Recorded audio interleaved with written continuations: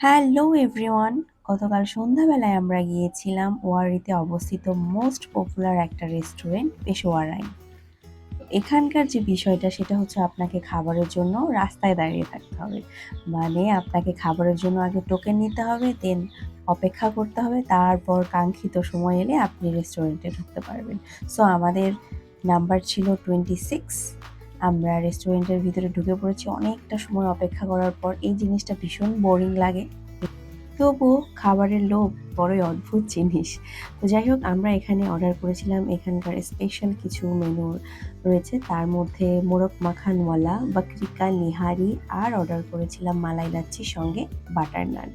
তো অর্ডার করে আমরা কিছুক্ষণ অপেক্ষা করছিলাম, সবাই মিলে একটু গল্প করছিলাম, ফোন ঘাটাঘাটি তো অবশ্যই করছিলাম।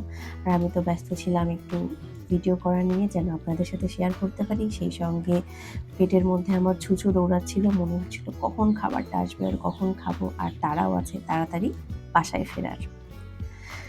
খাবার অর্ডার করার 10 থেকে 15 মিনিটের মধ্যেই আমাদের খাবার চলে এসেছিল, আর সবাই আমাকে তাড়া দিচ্ছিল, তাড়াতাড়ি করো, খাবার সামনে এরকম করে কি বসে থাকতে পারো না রেখে। আমিও ভিডিও সারছিলাম। এটাই হলো স্পেশাল রেসিপি মোরগ মাখানওয়ালা। ট্রাই করে অবশ্যই জানাচ্ছি কেমন খেতে হয়েছিল।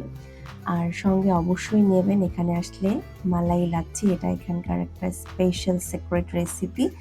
দেন আমি আপনাদেরকে দেখাচ্ছি, এই যে দেখেন, এটা হলো বাকরি কা নিহারি। এটা এখানকার খুবই খুবই পপুলার একটা ডিশ। ভীষণ সফট, দেখেই বোঝা যাচ্ছে। আপনাদেরকে দেখালাম, এখন খেয়ে জানাচ্ছি কেমন হয়েছে। মুখে দেওয়ার সাথেই একদম গলে যাচ্ছে এরকম একটা ব্যাপার। আর বাটার নানের সাথে এটা অবশ্যই ট্রাই করবেন। প্লেন নান বা গার্লিক নান না, বাটার নানের সাথেই দারুণ দারুণ লেগেছিল। স্পাইসনেসটা একটু কম, বাট আমার ভালো লেগেছে। দেন আসছি মোরগ মাখানওয়ালাতে।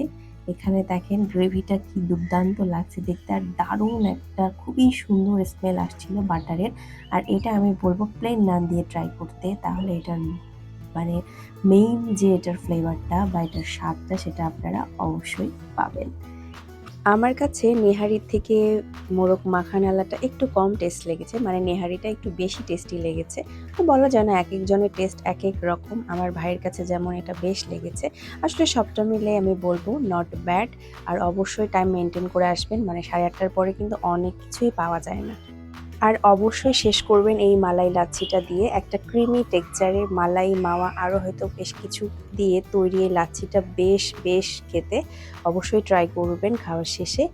কি বলবো, সবটা মিলে খাওয়া দাওয়া ভালো হয়েছে, একদম ভরপুর ভরপেট। দেখা হচ্ছে আবার নেক্সট ব্লগে, ততক্ষণ টাটা।